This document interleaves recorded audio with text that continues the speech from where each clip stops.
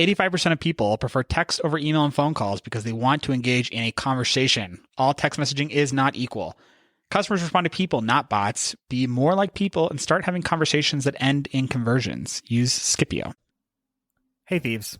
Up top, just wanted to plug a fun new podcast we discovered that has an upcoming live show this Thursday.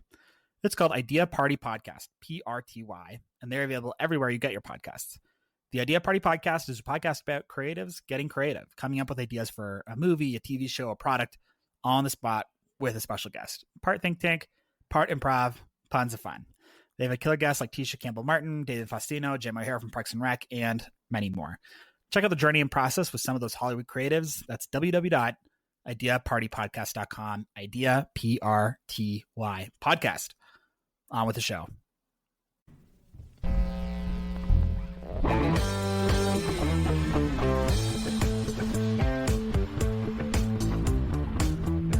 love to hear a true thief. That's what we're totally into. Stolen and been stolen from. So yeah, we'll have to tap into that a little more. I'm sure you've got some very interesting stories around that. Yeah, for sure. Okay, well then I guess should we just roll? Get right into it. Let's get right into it. I'm going to slam this intro button here. You're a thief and a liar. I only lied about being a thief. Steal. Lie. We're gonna steal the ship. Commandant, no Lieutenant. An idea that is fully formed, fully understood, that sticks. Will someone like you just steal? Ideas are bulletproof. I'm gonna steal the Declaration of Independence. Steal this idea. Hello again, thieves. We're back. We are back. And with a special guest. We're not alone. We're not alone again. We are graced with the presence of Geoff Atkinson. Geoff? Hey, guys. How's it going? It's great to be on. Yeah, we were kicking it off a little bit before, and Geoff was giving us his intro. I'll let him tell his own story, but one of the things we really love about Geoff is that he lives like a thief. Like, he's got some good stories that we're going to get into later in the episode about stealing ideas, about having ideas stolen from. Geoff, tell us a little bit more about yourself. Yeah, so I'm the founder and CEO of Huckabuy, who's a SEO software company based in Park City, and I'm formerly the SVP of marketing at Overstock, where a small company. We stole lots of ideas and got a lot of our ideas stolen against Amazon and all the competition that's in that world. Yeah. So I am a thief and I've been stolen from, so I'm excited to be here. Awesome. Love it. Yeah. So Geoff's bringing us the big idea for the episode, so we're excited about that. And then we'll kind of get into some of those interesting stories. But before we do that, I think it's what time it is? I think you know what time it is, Andre. But it's time for good idea, bad idea. Oh yeah. Some sexy transition music. Oh yeah. No, we promised one of our March OKRs was transition music. We delivered. We did deliver. Like, this is maybe our second episode of April, but that's all right. Yeah. Shout out to Jesse, our producer. He helped us with some of these transitions. We love Jesse. We don't give him nearly enough credit on this podcast. So Geoff, Andre's going to Slack over, or I guess we'll put it in the chat here, some of these links so you can kind of check them out with us, because I haven't seen this either. But Andre, what's the first one you got? This is Looper. Yeah, so this is maybe peripheral to the sleep industry, which is loopearplugs.com. So Loop earplugs are essentially, trendy looking earplugs. They've got, guys working in the dining room. They have people working in coffee shops. And the idea is basically that it's just a $30 earplug that builds itself as, you focus better when you have fewer things in it, fewer inputs. There's no electronics, so it's not a pair of headphones. It's just earplugs. Jeez. With gold accents. Wow. $30 for some earplugs. It kind of seems like they were making wireless headphones, because especially like knockoff AirPods and stuff. And somebody was like, hey, like invest like $100,000. I'm going to make this, we're going to undersell on Amazon. It's going to be great. And it totally went upside down. And they're like, what do we do with all these headphones? Like, hold on, I got an idea. And they just ripped out the electronics out. They left the earpiece in. And some genius out there, he's like, I got this. I'm going to flip this, sell $30, which is more expensive than they're probably going to charge for the regular earbuds. So props to the guy who probably flipped these, but I couldn't even think of a person I'd recommend this to. No. And also, have a hard time. So they build themselves as being better than traditional foam earplugs, but I kind of just don't believe that. You know what I mean? Like a foam earplug has this, sensation / feature of like you can twist it up to get it really small and fit it in your ear canal, and then it expands to fill the space, so you get kind of like a perfect seal. And I've never had a pair of headphones, in-ear headphones, that accomplish the same thing. No.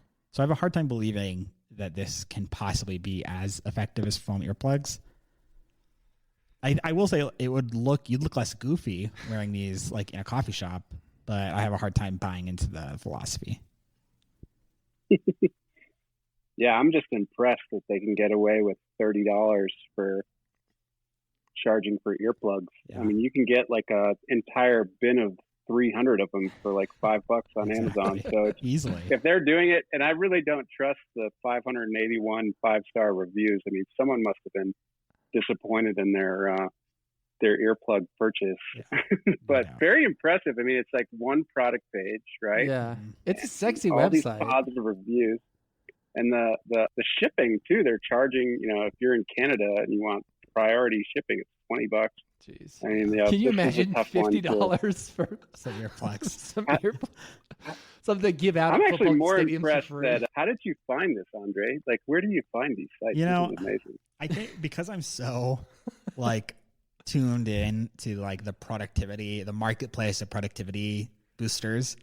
I get every little pill, gadget, headset, recommended to you. Yeah, I get every single one of them on Instagram or Facebook or something like that.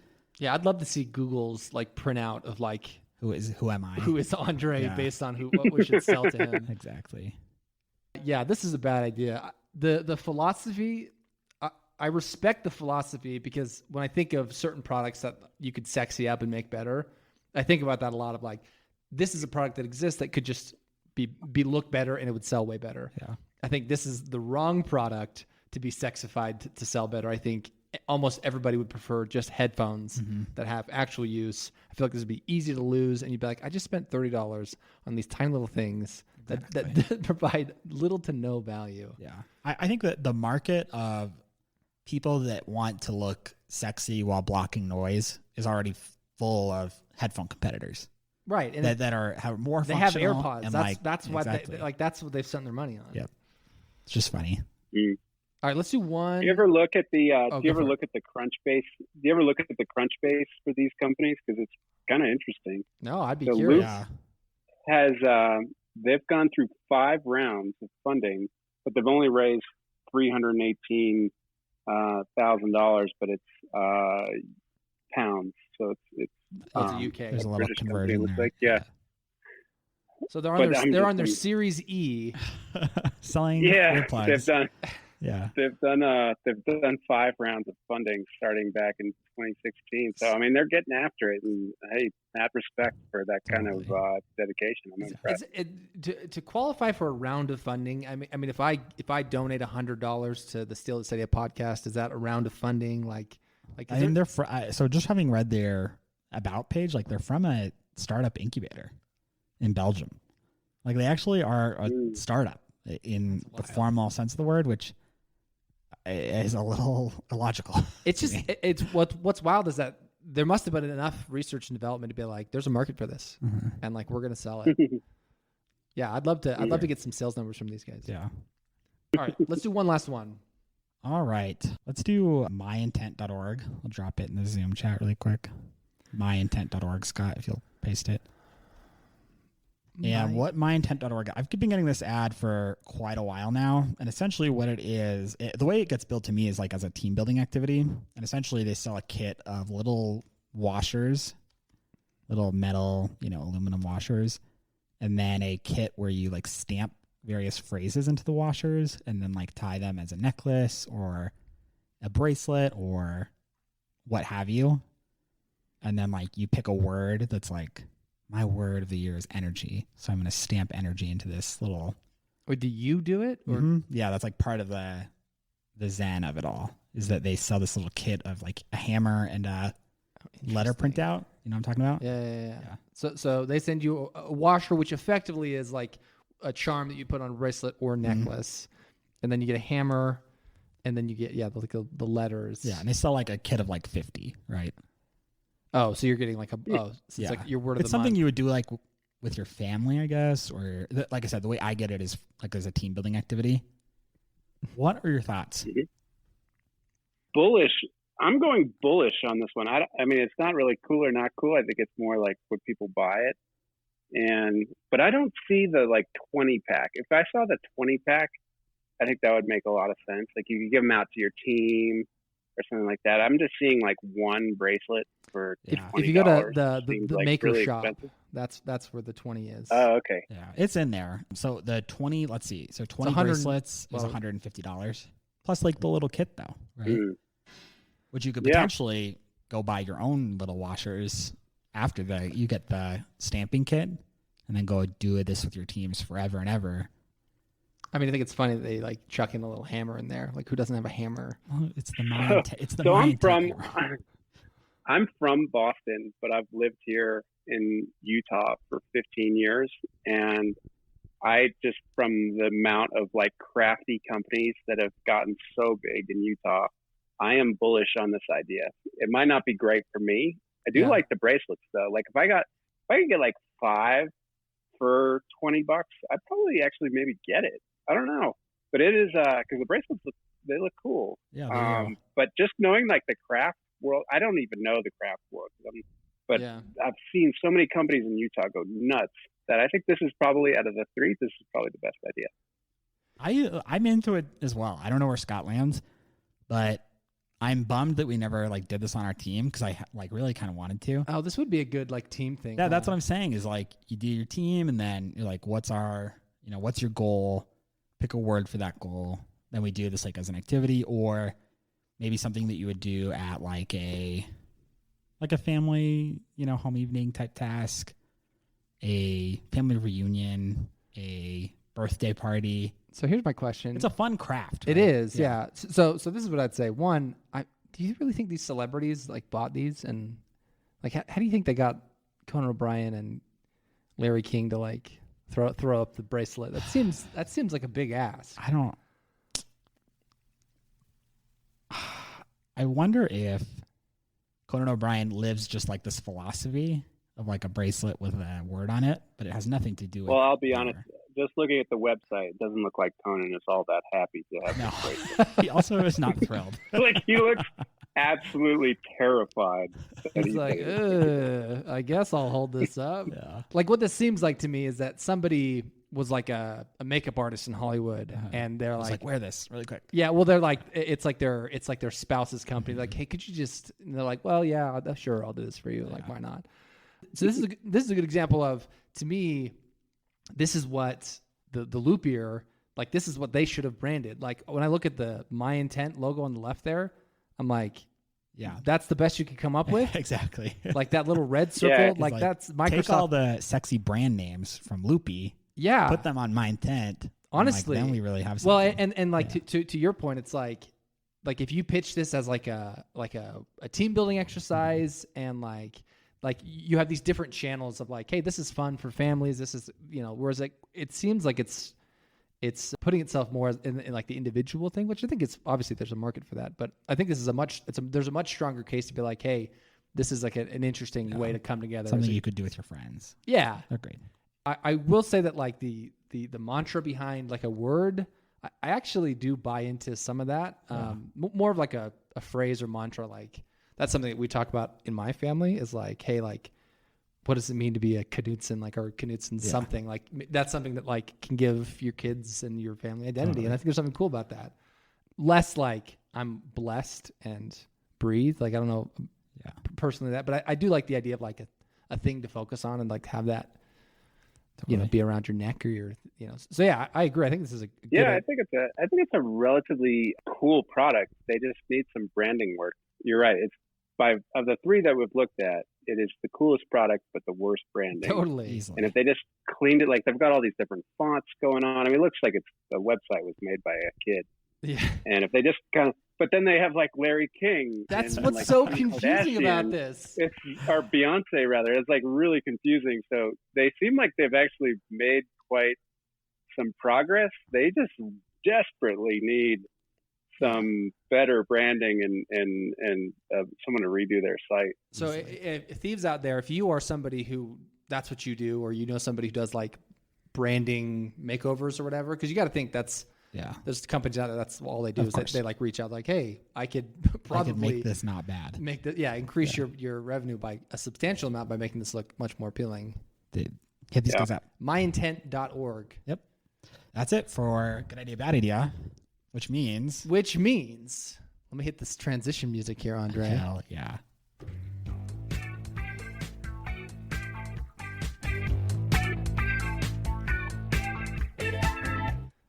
Oh, there it goes. Well, there you go. We're still working on that. Yeah. That's time for the big idea.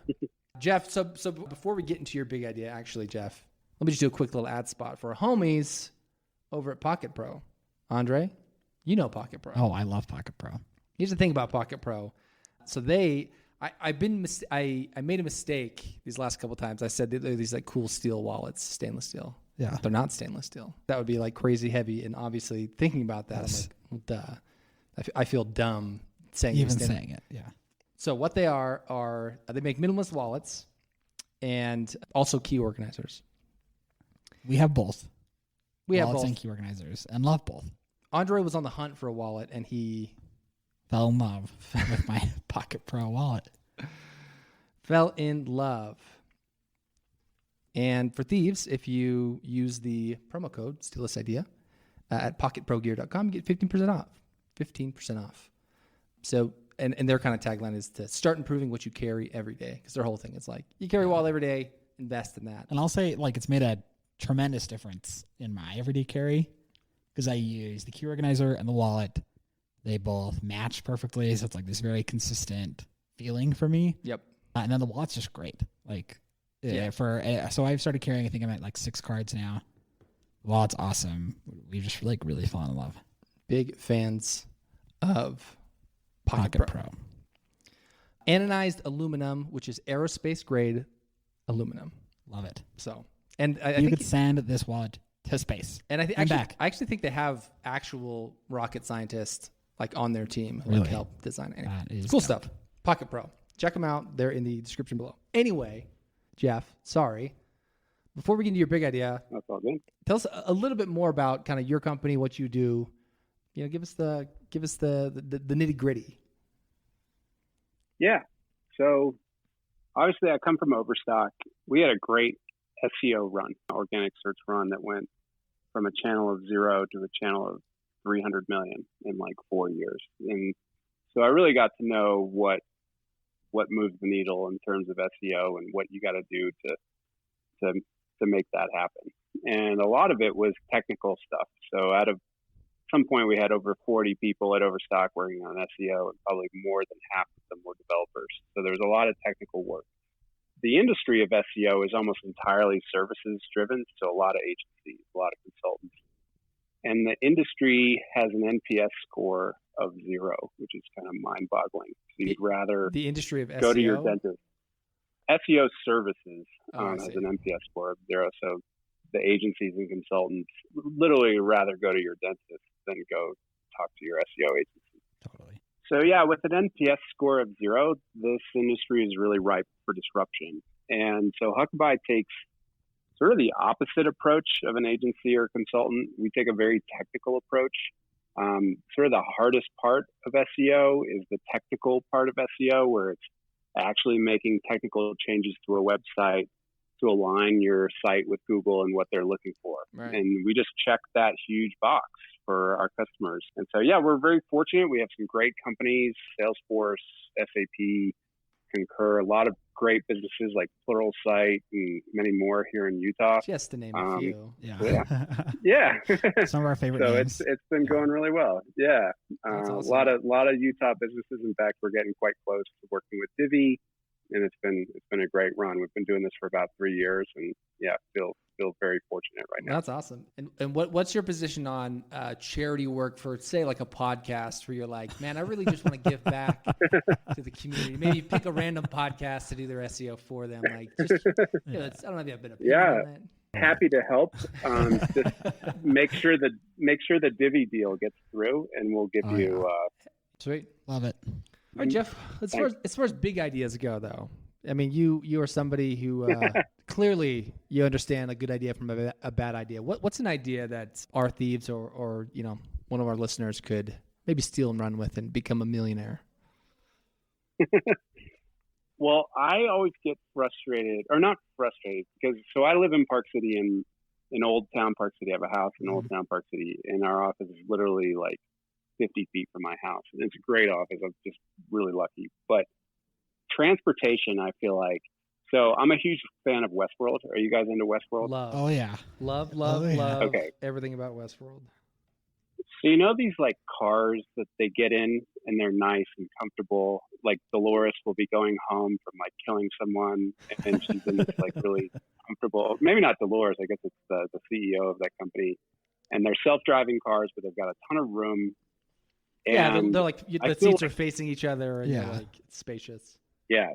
So I have a couple things. Like one is that when is that going to happen where you can sleep in like a pod, sleep and go somewhere, or just go somewhere with your family, and it's like family time where you're all just hanging out together versus like it's stressful driving. So coming from Boston, driving is so stressful. Like that is going to happen.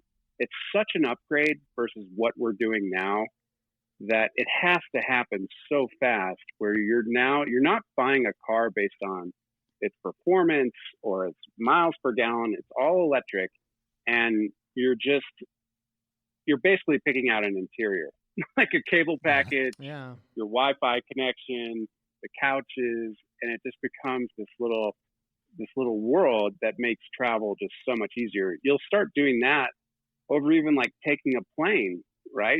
Like if I had to go to San Francisco and I knew I could get there in like, I don't know, 8 hours or something, but I could have a business meeting and we could all just like have comfortable space. God, I would take that in a second. So were you saying it is kind of wild. I don't know how much you guys like. Oh God, no. Yeah. And the whole process, right? It's just such an industry that's like outdated and reliant on fuel. And so there's so many things that have prevented this from happening. But when you think about like what would be possible there and how quickly, if we gave consumers the ability to buy into that kind of system, how quickly they would do it would be just crazy. Yeah, you have to think why, like, so Tesla obviously has been willing to break down like every barrier you would have thought about a car, right? Right. You have to wonder why they haven't explored what Scott's taught. So like in the short term, barring, major technological transformation, why Tesla hasn't explored like just seats that rotate the other direction, right? Or even just like, more customizable car interiors in like larger Tesla models that maybe like omit a trunk but add like a sleeping pad. You know what I mean? Yeah. Like some lower, hanging fruit on what I wonder is, because I think the RV industry is still like pretty alive and thriving, makes like a ton of money. Surprisingly, you think? I don't know. Like more than you'd think. Like I remember, I feel like I heard a stat recently that was like, wait, what, the RV industry that's like still doing okay? Like it's like, yeah, people buy these big, huge RVs, and they do it because it's like, yeah, that's the only other experience you can have, kind of like that. Yeah. Obviously, the driver doesn't get that, but everybody else does. But that's a really interesting idea of like, hey, here, let's buy a Suburban, but what you're buying is it's almost like buying a condo. Where you're like, all right, like, do you want couches? Do you want a bunch of little seats? Do you want kid stuff? Do you want 2 TVs or 1 TV or no TVs? Do you want, adapters for your Nintendo Switch? Do you want cell phone chargers? All this kind of stuff. Yeah. Like, what do you want the carpet to look like? It reminds me of like when you go to New York and you've got you can get a nice hotel, but they're all really small and they utilize the space so well, Totally. And that's what it reminds me of. Like, just if we got the space technology for me to, so I live in Park City. If I could go down to Provo or Salt Lake, and instead of that 30 minutes to an hour being driving myself, it's actually like productive time where I'm with a teammate and we're like, getting business done. Or even if I'm just like relaxing and taking a nap, so much more productive. My other idea is the exact opposite end of the spectrum. And by the way, on the RV topic, I'm actually the proud owner of an RV just recently. See? There you go. It's growing. RVs are I know, growing. like there's like my idea about, but RVs are amazing. So I do think like how the interior, just think about how cool the interiors could get. And then if it's not just yours, right? Because let's say it just like runs on rails or something like that.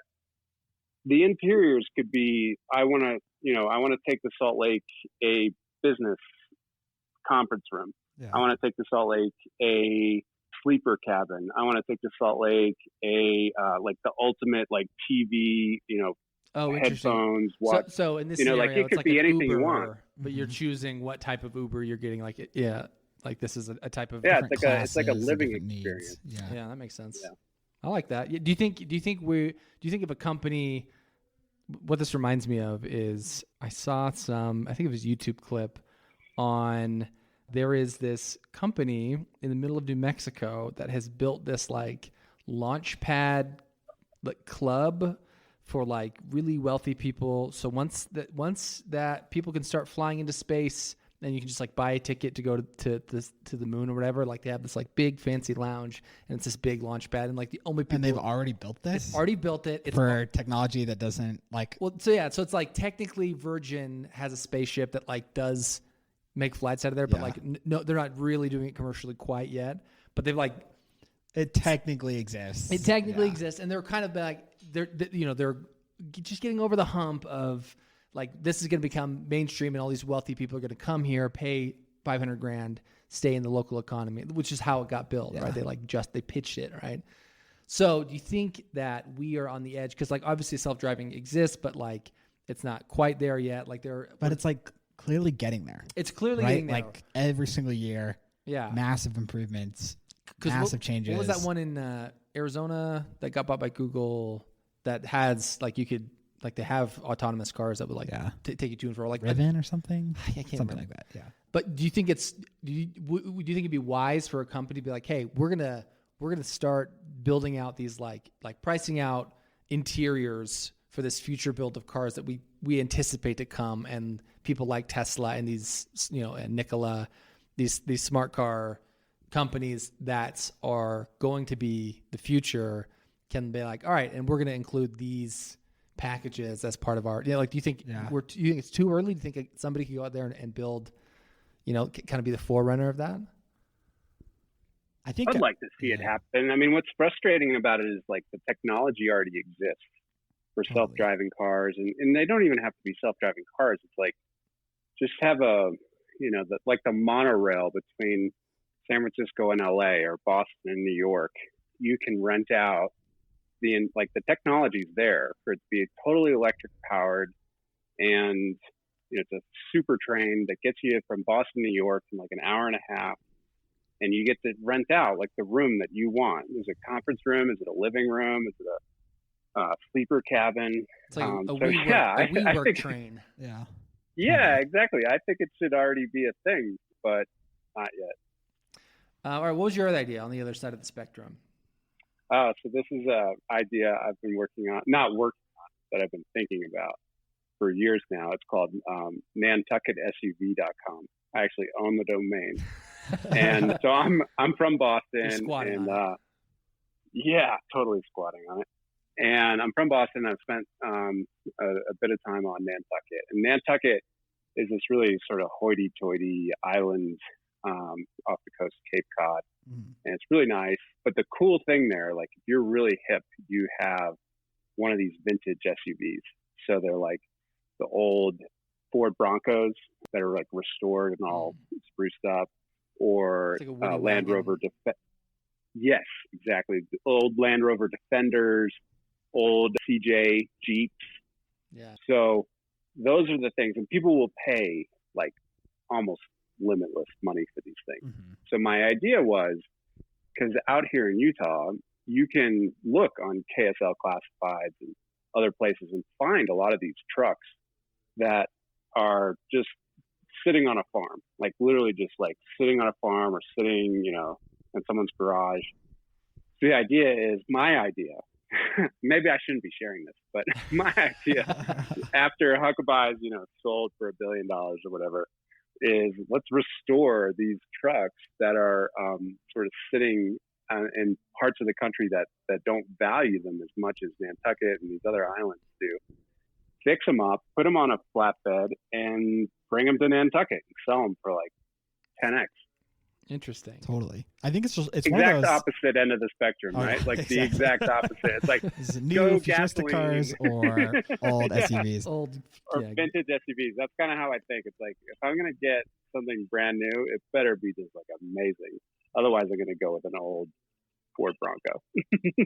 I have to think that like it's just what it shows is like one of those interesting like regional differences in value, right? Like where like Subarus sell for more in Utah than they do elsewhere. Like there's a lot of things like that, and you got to think that somebody like with the knowledge and know-how of like a couple of these like geographical pockets, you know, in this case it's SUVs, but in other cases it's other things where things are just worth more in different areas of the country, and different populations value different types of objects and different types of things.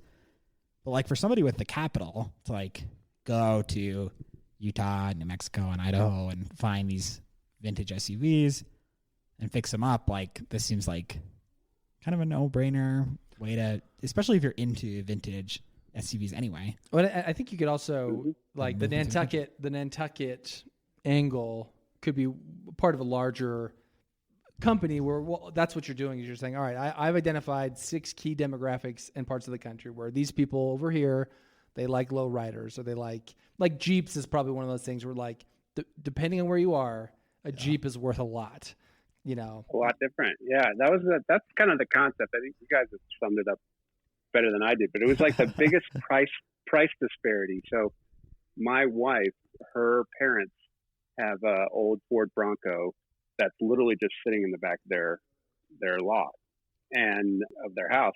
And I like, it's pretty broken down. It's like a big project that I wasn't willing to take on, but I planted the idea in my father-in-law, and he started looking up how much these Broncos are selling for. Like sometimes they'll sell for like $150,000. Like it's crazy. Totally. And so it's just one of those price disparities based on geolocation, and you could make money. Like it costs only $1,000 to ship a car across the country, maybe more now, but about $1,000, $1,500.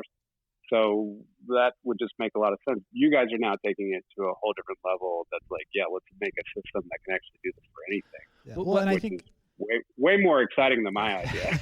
My idea is like a pet project. NantucketSUV.com. I think that your like anecdote of your father-in-law that has this old, Ford Bronco is, in your case, your father-in-law has the great benefit of knowing someone from Boston that gets this whole Nantucket culture. Totally. But 99% of father-in-laws with an old Ford Bronco in the garage are just going to like list it on KSL, see if some guy will come haul it off.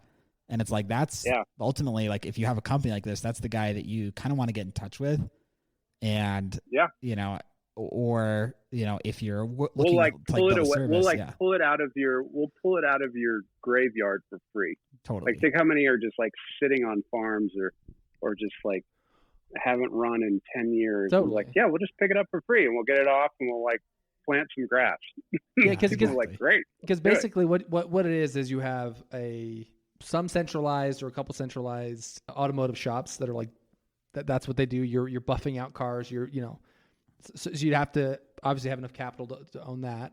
And to buy a bunch of cars. Well, but I guess if the theory is like the cars are out there and it's like how, and I think like, even to go lower tech and like lower input is maybe you just need to like build a web scraper that like goes to all these and finds the cars that you're looking to buy basically on these KSL and Craigslist type sites. Well, I do think also what you talked about your father-in-law, like, so I grew up in a home where we went through a lot of cars because of the nature of my dad and he bartered a lot. And so I probably had 30 cars come and go from my house. And a handful of those cars, like I remember we had this Datsun, which was like this tiny little convertible European car that no one knew what a Datsun was, but it was just like stayed in our garage forever. And I was like, and eventually it was gone. I'm sure my dad was just like, got sick of it. But I am so confident that the way that some people look at this Ford Bronco or these certain cars, somebody was like, oh man, this 1950s Datsun. That's the car that I wish I could find restored and painted blue or whatever. And yeah, if there was this website that was like, hey, send us your old car and we'll basically give you a quote and then maybe even a commission fee when we sell it. So it's like I'm now incentivized to like go and find my father-in-law's old car, send it. I get $1,000. They come pick it up, and if they sell it, I get another $1,000 or some percentage of the sell price or whatever. Something to incentivize you to actually do the work. Yeah. Like, figure out if you've got cars in your network that would be good or. And then basically what you're doing is you start with the Nantucket, which but then I'm convinced there's a Jeep network and there's an old restoration network and an old. I mean, think about it. Then you could get into like my dad had an early Saab 900 that was beautiful, and he also had a Bronco before that. And I'm like, God, if he had just put those in storage somewhere, I would be driving them today. Yeah. And that's maybe like there's like a storage part of it too. It's like, invest in, take this car off of a farm and put it into storage, clean it up a little bit. I think, my idea was way simpler than what you guys have gotten to. This is what we do. So that's probably why I came on this. But it's like there's a lot, and then there's stuff beyond cars too. But cars are particularly interesting because certain cultures and certain locations value them much higher, especially old cars, than other locations. And that's something between like Nantucket and Utah that I just noticed, and was like, boy, this could be something. There is something there. And it'd be kind of fun. Love it. All right, Geoff, at the tail end of our episode here, you mentioned you had some interesting stories you've been stolen from. What would you say is your best story that you could leave with the thieves here? Just an interesting anecdote or something that's happened to you that you think the thieves would appreciate. Sure. So at Amazon, they have this group under Bezos that's almost like, it's kind of like a think tank where they take a lot of the smartest people at Amazon, no matter what department they're in. So they could be in marketing, they could be in supply chain, they could be in warehousing. They just have a lot of smart people there. I think it's a group of about 60 people at the time that I tried to poach out of it. It was like, 50 to 60 people. And essentially what they would do is that they'd have these very strategic questions, like where should we place our next warehouse and get tax breaks and so on and so forth, and be efficient in terms of delivering product. And they would take someone that's an expert at shipping logistics and tax legislation and all these things, and then someone that was just completely from a different part of the company. Say they specialized in like personalization or ad buying or something like that. And they'd put them together and say like, okay, here's the problem. Spend 2 months, leave your regular job, come back to our group and recommend what we should do. And what was so cool about it is they got access to basically all the major decisions at Amazon. So I told our top recruiter, I want one of these guys. I don't care who, guys or gals. I don't care who it is. I just want someone that has sat in that room for like over a year, and I want to hire them. I want to pick his So brain. exactly, because they'll know everything about the credit card program, about personalization, all the things that I was responsible for at Overstock. They would basically know how Amazon did it. And so we actually found a guy. He, I think now is like very high up at Overstock. He's had a C-level title there, and he's kind of common left. His name's Vic Raghavan. Shout out to Vic. And he came in, and like the first day, so we probably spent like $3 or $4 million on trying to figure out the best personalization algorithms. This was like probably like 2009, 2010. And I'm like, okay, Vic, like, how does Amazon do it? And he literally drew up on a whiteboard how Amazon does their personalization, which is actually really straightforward. I don't know if we can get into it now. And I was like, wow, that makes perfect sense. We implemented it, and it was by far the most winningest personalization algorithms we'd ever used on the website. And so there was a lot of that. There was a lot of that between us and Amazon, but that was probably the most key moment. Like, he literally came into my office on his first day, and I was like, explain to me how their personalization works. And he went up to the whiteboard and he drew it. And I had our CTO come in and he was like, yeah, we can do that. And we tried it. We rolled it out like a month later and it just crushed everything that we'd ever done before. That's so awesome. I am not afraid of stealing ideas. We the same thing. Like we knew all the terms to their credit card program. We knew how their loyalty program Prime worked. We knew how, like, it was just a bunch of stuff, SEO, all sorts of ideas. Was there yeah, go ahead. Was there anything, I mean, obviously lots of interesting things. Was there anything particularly surprising about, like, wow, they really do it like that? Or, wow, if only people knew about this one thing, like they would lose it. Like, was there anything that like stood out from that? Probably the biggest takeaway was how they were running categories at literally negative margin.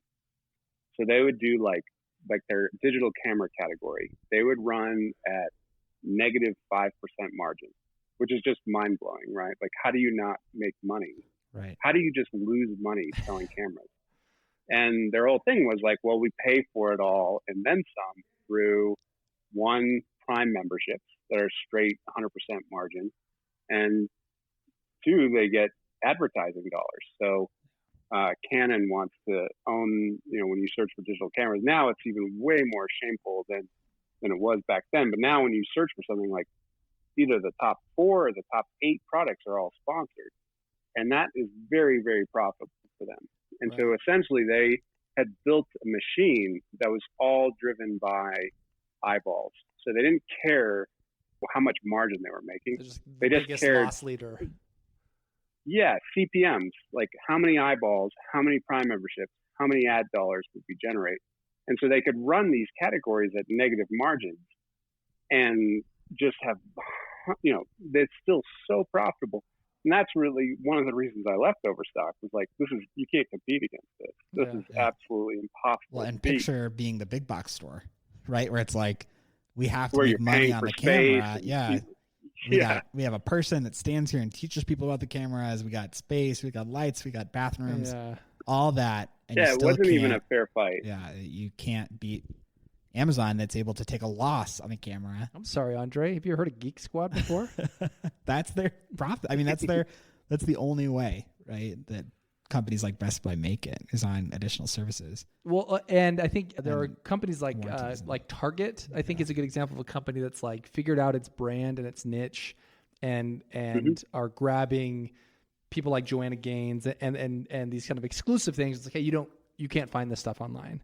Yeah. And so they're like having to differentiate, where it's like, an electronics store or like, a furniture store. It's way harder when you're selling the same camera as Amazon. Right? Exactly. And that's why these places are just getting wiped out. And when you kind of get that, peek behind the door in situations like this one, like, it all kind of makes sense.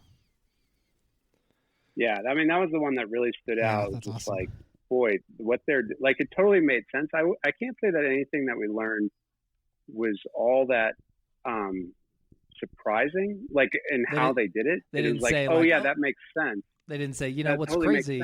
They listen to every single person on every Echo they sell, and then they put up. Right. Now that would have been groundbreaking. A real bomb. Yeah, that's why this is like 2009 and not 2020. They probably are up. I mean, now what they're up to is even crazier. But I always joke now, like, if you're ever to pick a competitor, you don't want to pick Amazon. So the first 8 years of my career, I started at Overstock right out of college. Yeah. You don't want to pick Amazon as a competitor. That's not a fair fight. That's a losing battle for sure. Well, Geoff, this has been awesome, man. Right time, but it's been absolutely wonderful having you on, Geoff. We really appreciated it. Likewise, you guys. I love what you're doing, and the whole like steal an idea. That's something that honestly, I think I told you guys before the show. It's like you have to have you have to emulate what's going on in the marketplace. You just try to reinvent the wheel every single time. It's like so much harder to get in, and people, maybe there's a negative connotation, but I really don't think there is. Like, you just try to figure out what the good companies are doing, and if you can do it yourself in a different way or in a good way, you're going to be successful. So I'm a big supporter of what you guys are doing, and thanks for having me on. Yeah, man. Love it. And again, thieves, We want to let you know this episode is sponsored by Pocket Pro. Check out their check out their lineup of products, pocketprogear.com. And again, 15% off when you use our discount code Steal This Idea. All one word, all lowercase. Links in the description, of course, as well as all the other products that we talked about in this episode of Steal This Idea. Yeah, every all our good idea, bad ideas from every episode we link in the product details. So if you want to go and buy the Loopy earplug, you can. It's in the description.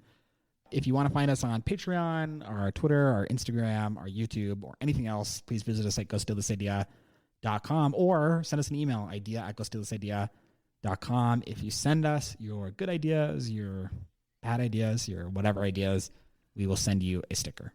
We will. And it's a very exclusive sticker. Geoff, do you have any Twitter you want people to follow you at? Are you big on the Instagram scene or anything?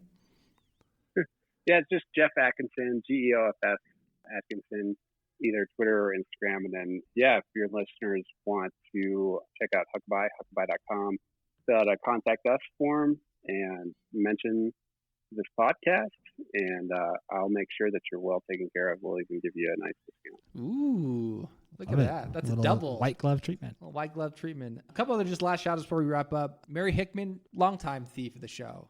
She sent us a really lovely email. It was just like, hey, thanks for doing the show, like, despite everything else in the world being kind of sucky right now. Just like something positive and fun. We are still here. We're still here, making light of serious situations and having fun. Also, Mitch Ford, he has his own podcast, which you'll hear about later. He just became a listener.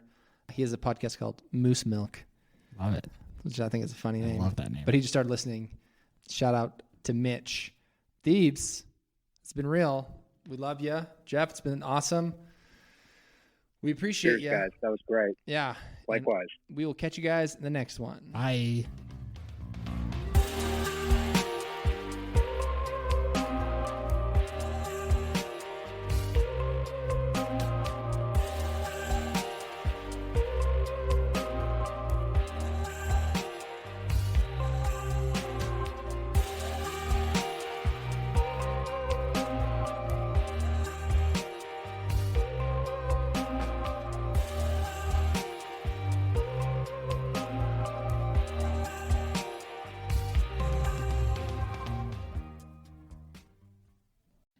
Use Scipio, the #1 engagement tool for sales teams that want more responses, appointments, and conversations.